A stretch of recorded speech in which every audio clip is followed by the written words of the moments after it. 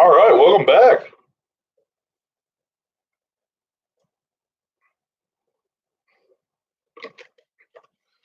All right. So, first off, any questions about Alexander the Great? Um, Now's a great time to ask them. Other than that, my plan is to read The Hobbit to you until I have a question um, on on Alexander the Great or anything else from history that you're interested in. But until then, let us get back into the world of J.R.R. Tolkien with the reading of The Hobbit.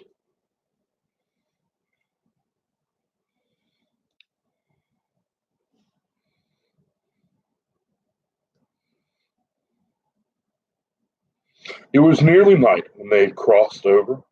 The wind broke up in the gray clouds, and a wandering moon appeared above the hill between the flying rags. They then stopped, and Thorin muttered something about supper. And where shall we get a dry patch to sleep on? Not until then did they notice that Gandalf was missing. So far, he had come all the way with them, never saying if he was in the adventure or merely keeping them company for a while. He had eaten most, talked most, and laughed most, but now he simply was not there at all. Just when a wizard would have been most useful too, groaned Dori and Nori, who shared the hobbits' views about the regular meals plenty and often. They decided it in and they would have to camp where they were. They moved to a clump of trees and thought it was drier under them. The wind shook the rain off the leaves, and the drip, drip was most annoying. Also, the mischief seemed to have got into the fire. Dwarves can make a fire almost anywhere, out of almost anything, wind or no wind, but they could not do it that night, not even Owen and Gloin, who were especially good at it. Then one of the ponies took fright at nothing and bolted. He got into the river before they could catch him, and before they could get him out again, Killy and Philly were nearly drowned, and all their baggage that he carried were washed away off of him. Of course, it was mostly food, and they were mighty little left for supper and less for breakfast. There they sat, all glum and wet and muttering, while Oin and Gloin went on trying to light the fire and quarreling about it. Bilbo was sadly reflecting that the adventures were not all pony rides and May sunshine. When Balin, who was always their lookout man, said, "There's a light over there." There was a hill some way off with trees on it, pretty thick in parts. Out of the dark mass of the trees, they could now see a light shining, a reddish, comfortable looking light, as if it might be a fire or torches twinkling. When they had looked at it for some while, they fell to arguing. Some said no, and some said yes. Some said they could but go and see, and anything was better than little supper. Less breakfast and wet clothes all night. Others said, these parts are none too well known, and we are too near the mountains. Travelers seldom come this way. The old maps are no use. Things have changed for worse, and the road is unguarded. They have seldom ever even heard of the king round here, and less inquisitive you are as you go along, the less trouble you are likely to find. Some said, after all, there are 14 of us. Others said, where has Gandalf got off to? The remark was repeated by everybody. When the rain began to pour down worse than ever, and Oin and Gloin began to fight. And that settled it. After all, we've got a burglar with us, they said. And so they made off, leading their ponies with all due and proper caution in the direction of the light. They came to the hill where soon it was in the wood. Up the hill they went. But there was no proper path to be seen, such as might lead to the house or a farm. And do what they could not make a deal of rustling and crackling and creaking, and a good deal of grumbling and darting as they went through the trees in the pitch dark. Suddenly the red light shone out very bright through the tree trunks not far ahead. Now it is the burglar's turn, they said, meaning Bilbo. You must go and find out all about the light and what it is for. And if all is perfectly safe and canny, said Thorin to the hobbit. Now scuttle off and come back quick. If all is well, if not, come back if you can. If you can't, hoot twice like a barn owl and once like a screech owl, and we'll know what to do. We'll do what we can. Off had off Bilbo had to go before he could explain that could not hoot even like any kind of owl, any more than fly like a bat, But at any rate, hobbits can move quietly in the woods, absolutely quietly. They take a great pride in it, and Bilbo had sniffed more than once at what he called all the dwarves' racket. And they went along through. I don't suppose you or I would have noticed anything. Sorry. As they went along, though I don't suppose you or I would notice anything at all on a windy night, not in the whole cavalcade had passed 2 feet off. As for Bilbo walking primarily toward the red light, I don't suppose even a weasel would have stirred a whisker at it. So naturally he got right up to the fire. For fire it was, without disturbing anyone. And this is what he saw. 3 very large persons sitting round a very large fire of breech logs. They were toasting mutton on long spits of wood and licking the gravy off their fingers. There was a fine tooth smell, and some had a barrel of good drink at hand, and they were drinking out of jugs, but they were trolls. Obviously, trolls. Even Bilbo, in spite of his sheltered life, could see from that the great heavy faces on them, and their size and their shape of their legs, not to mention their language, which was not drawing room fashion at all. At all. Mutton yesterday, mutton today, and blimey if we don't like mutton again tomorrow, said one of the trolls. Never a blinking bit of man flesh have we had for long enough, said a second. Where old William, I was thinking, to bring us to these parts, all the beats me, and all the drink running short, what's more, he said, jogging the elbow of William, who was taking a pull at his jug. William shut your mouth, he said, as soon as he could. You can't expect folk to stop here forever, just be eat by you and Bert. You've ate at a village in half between years since we've come down from the mountains. How much do you want? And time's been up our way. Where'd you have to say, think your bill for a nice big old fat valley mutton like this is? He took a big bite off the sheep's leg. He was roasting and wiped it down with his sleeve. Yes, I'm afraid trolls do behave like that, even with only one head each. After hearing all this, Bilbo thought he ought to do something at once. Either he should have gone back quietly and warned his friends that there were 3 fair-sized trolls at hand, in a nasty mood, quite likely to try a roasted dwarf or even pony for a chance, or else he would have done a good bit of quick burgling. A really first-class and legendary burglar would have, at this point, have picked the troll's pockets. It is nearly always worth your while if you can manage it. Pinched the very mutton off the spits, purloined the beer, and walked off without them ever noticing. Others, more practical but less professional pride, would perhaps have stuck a dagger into each of them before they observed it. Then the night could have been been spent cheerily. Bilbo knew it. He had read a good many things he had never seen or done. He was very much amazed as well as disgusted. He wished himself 100 miles away, and yet somehow, he could not go straight back to Thor and company empty-handed. He stood and hesitated in the shadow of the various Bulgarious proceedings, and he heard of picking the troll's pockets seemed the least difficult. So at last he crept behind a tree, just behind William. Bert and Tom went off to the barrel. William was having another drink. Then Bilbo plucked up his courage and put his hand into William's enormous pocket. There was a purse in it, as big as a bag to Bilbo. Ha, thought he, warming to his new work as he lifted it carefully out. This is the beginning. It was. Trolls' purses are in the mischief, and there was no exception. Or are you? It squeaked as it left the pocket. And William turned around at once and grabbed Bilbo by the neck before he could duck behind the tree. Blimey, Bert, look what I've caught, said William. What is it? Said the others, coming up. Let me if I know. What are you? Bilbo Baggins of Hobbit, said poor Bilbo, shaking all over and wondering how to make an owl noise before they throttled him. A Hobbit, they said, a bit startled.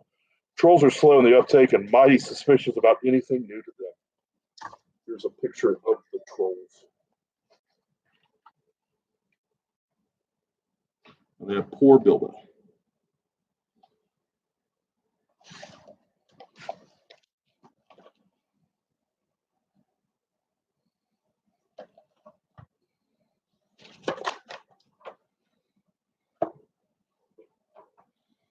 And what's a burr hobbit got anything to do with my pocket? Said William. And can you cook 'em? Said Tom. You can try, said Bert, picking up a skewer. He would have make about a mouthful, said William. He'd already had a fine supper, and he was not. And when he was skinned and boned, perhaps there are more like him around here. And we might make a pick, said Bert. Here, you. Are there any more of your sort sneaking in the here woods? You nasty little rabbit! As he looked at the hobbit's furry feet and picked him up by his toes and shook him. Yes, lots, said Bilbo before he remembered not to give his friends away. No, not at all. Not one, he said immediately afterwards. What do you mean, said Bert, holding him right way up by the hair this time. What I say, said Bilbo, gasping, and please don't cook me, kind sirs. I'm a good cook myself and cook better than I cook. If you can see what I mean, I'll cook beautifully for you, a perfectly beautiful breakfast for you, if only you don't have me for supper. Poor little blighter, he said already, had as much supper as he could hold. Also, he had lots of beer. Poor little blighter, let him go. Not till he says what he means by lots and none at all, said Bert. I don't want to have my throat cut in my sleep. Hold his toes in the fire till he talks. I won't have it, said William. I caught him anyway. You're a fat fool, William, said Bert, and I've seen him before this evening. You're a lout, and I won't take that from you, said Bill Huggins, said Bert, and he put his foot in William's eye. Then there was a gorgeous row. Bilbo had just enough wits left when Bert dropped him on the ground to scramble out of the way of their feet, and before they were fighting like dogs and calling one another all sorts of perfectly true and applicable names and very loud noises, soon they were locked in one another's arms and rolling nearly into the fire, kicking and thumping, while Tom whacked at them with both a branch to bring them to their senses, and that was, of course, only made them madder than ever. It would have been a time for Bilbo to have left, but his poor little feet had been very squashed in Bert's big paw, and he had no breath in his body, and his head was going round, so where he lay for panting just outside the circle of firelight. Right in the middle of the fight, up came Balin. The dwarves had heard the noise from a distance, and after waiting for some time for Bilbo to come back or to hoot like an owl, they started off one by one, crept towards the light as quietly as they could. No sooner did Tom see Balin come into the light than he gave an awful howl. Trolls simply detest the very sight of dwarves uncooked. Bert and Balin stopped fighting immediately, and a sack Tom quick, they said before Balin, who was wondering where in the commotion Bilbo was, knew what was happening. A sack was over his head, and he was down. There's more to come yet, said Tom, or am I mighty mistook? Lots and none at all, he said. No burr hobbits, but lots of this here dwarves. That's about the shape of it. I reckon you're right, said Bert, and best we get out of the light. And so they did, with sacks in their hands that they used for carrying off mutton and other plunder. They waited in the shadows as each dwarf came up, looked at the fire and the spilled jugs and the gnawed mutton, and surprise, pop, went a nasty smelly sack over their head, and he was down. Soon Dwalin lay by Balin, and Fili and Kili together, and Dori and Nori and Ori all in a heap, and Oin and Gloin and Bilfor and Bolfor and Bombor piled uncomfortably near the fire. That'll teach him, said Tom, for Bilfor and Bolfor had given a lot of trouble. They fought like mad, as dwarves will when cornered. Thorn came last, and he was not caught at unawares. He came expecting mischief and didn't need to see his friend's legs sticking out of sacks to tell him that things were not at all well. He stood outside the shadows some way off and said, What's all this trouble, and who's been knocking my people about? It's trolls, said Bilbo from behind a tree. They'd forgotten all about him. They're hiding in the bushes with sacks, he said. Oh, are they, said Thorin, as he jumped forward into the fire. Before they could leap on him, he caught up a big branch all on fire on one end, and Bert got the end in his eye before he could step aside. That put him out of the battle for a bit.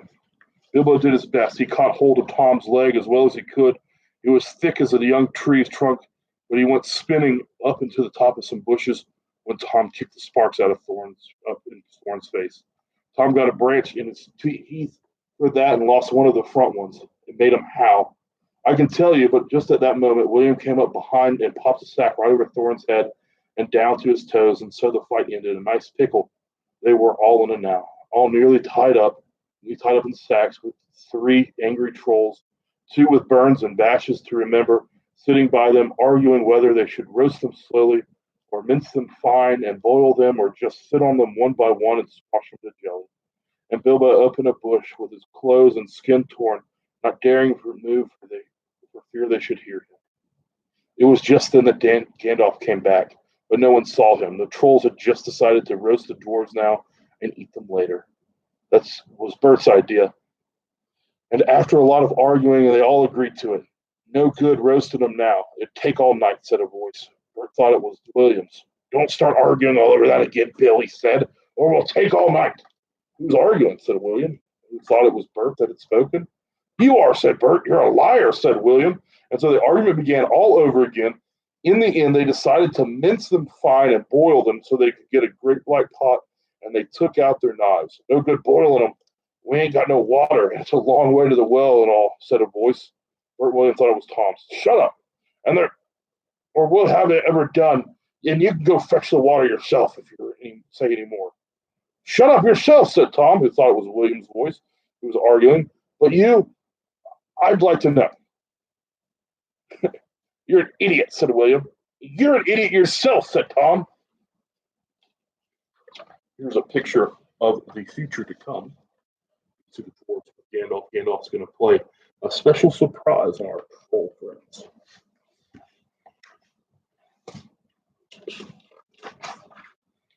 And so the argument began all over again and went on hotter than ever until at last they decided to sit on the sacks one by one and squash them and boil them next time.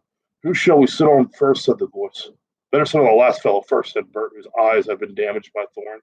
He thought Tom was talking. Don't talk to yourself, said Tom. But if he wants to sit on the last one, sit on him. Which is he? The one with the yellow stockings, said Bert. Nonsense, the one with gray stockings, said a voice like William's. I made sure it was yellow, said Bert. Yellow it was, said William. Then did you say it was gray for, said Bert. I never did, Tom said. That I never did, said Tom. It was you. 2-0. So shut your mouth, said Bert. Who are you talking to, said William. Now stop it, said Tom and Bert together. The night's getting on and dawn comes early. Let's go get on with it. Dawn take you all and be stoned to you, said a voice that sounded like William's, but it wasn't. For just at the moment, a light came from over the hill, and there was a mighty twitter in the branches. William never spoke, for he stood turned to stone as he stooped, and Bert and Tom were stuck like rocks as they looked at him, and there they stand to this day, all alone, unless the birds perch on them. For trolls, as you probably know, must be underground before dawn, or they go back to the stuff of the mountains they are made of, and never move again. That is what had happened to Bert, Tom, and William. Excellent, said Gandalf as he stepped from behind a tree and helped Bilbo to climb down from the thorn bush. Then Bilbo understood it was the wizard's voice that had kept the trolls bickering and quarreling until the light came and made an end of them. The next thing was to untie the sacks and let out the dwarves that were nearly suffocated and very annoyed that they had not at all enjoyed lying there listening to the trolls, making plans for roasting them and squashing them and mincing them. They had to hear Bilbo's account of what happened to him twice over before they were satisfied. Silly time to go practicing pinching and pocket picking, said Bomber, when what we wanted was fire and food. And that's just what you wouldn't have gotten with all those fellows without struggle in any case, said Gandalf. Anyhow, you're wasting time now. Don't you realize the trolls must have a cave or a hole dug somewhere near to hide from the sun? And we must look into it. They searched about and soon found the marks of the troll's stony boots against going away through the trees. They followed the tracks up the hill until, hidden by bushes, they came to a big door of stone leading to a cave. But they could not open it, not through, though they all pushed while Gandalf tried various incantations. Would this be any good, asked Bilbo when they were getting tired and angry. I found on the ground where the trolls had their fight. He held out a largest key, though no doubt William had thought it was very small and secret. It must have fallen out of his pocket very luckily before he turned to a statue. Why on earth didn't you mention it before? Cried Gandalf, grabbed it and fitted it into the keyhole. Then the stone door swung back with one big push, and they all went inside. There were bones on the floor and a nasty smell in the air.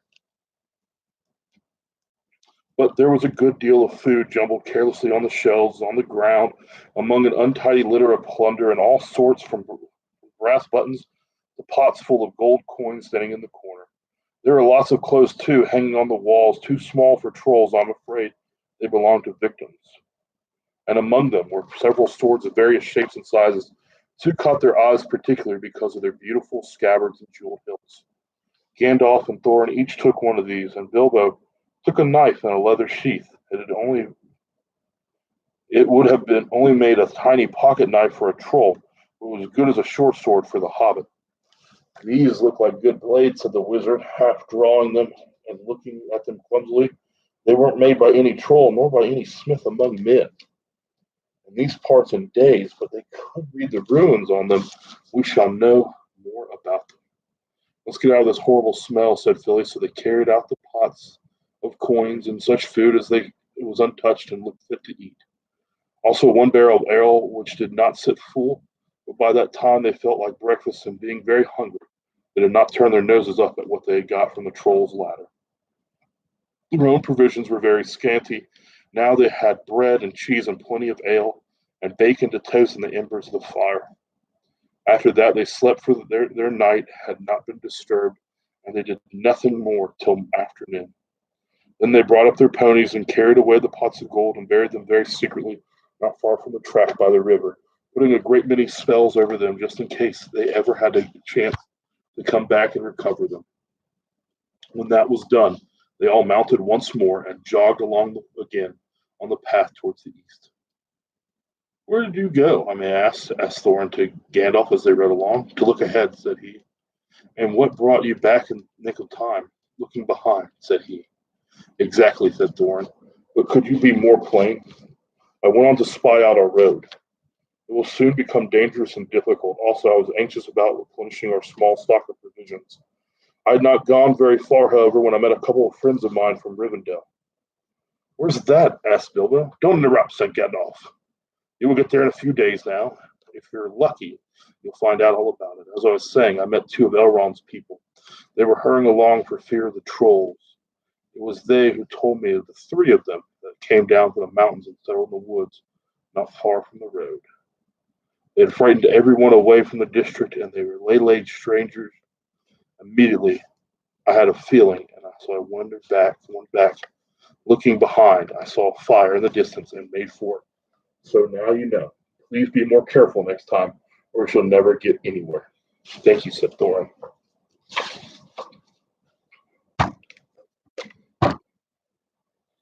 All right. So that is chapter 2 of The Hobbit. Roasting mutton. We will explore chapter 3 next week as we continue to dive into the history and the fables of Middle Earth, as well as the history of our Earth.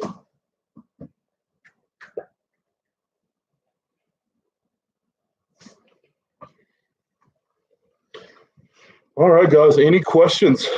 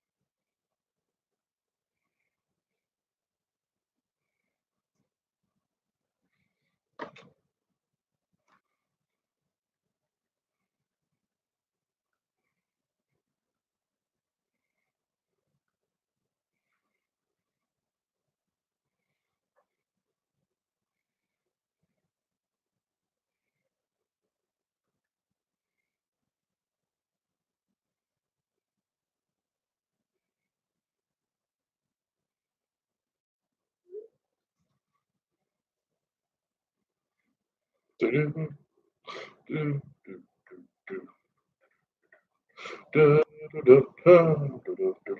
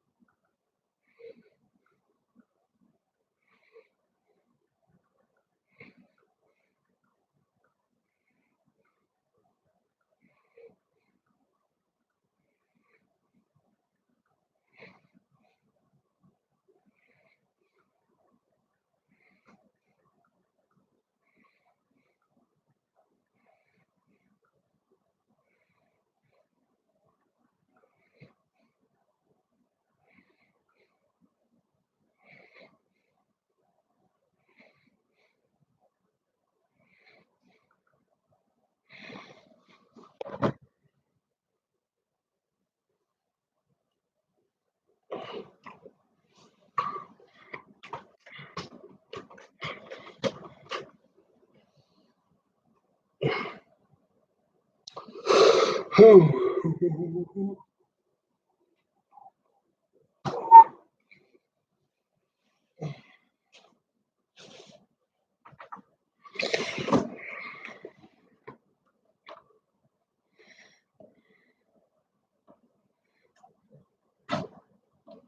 Bless you. Shire just sneezed. Bless you. Come here. Hey. Oh, yes. Yes. Transgressed. Yes.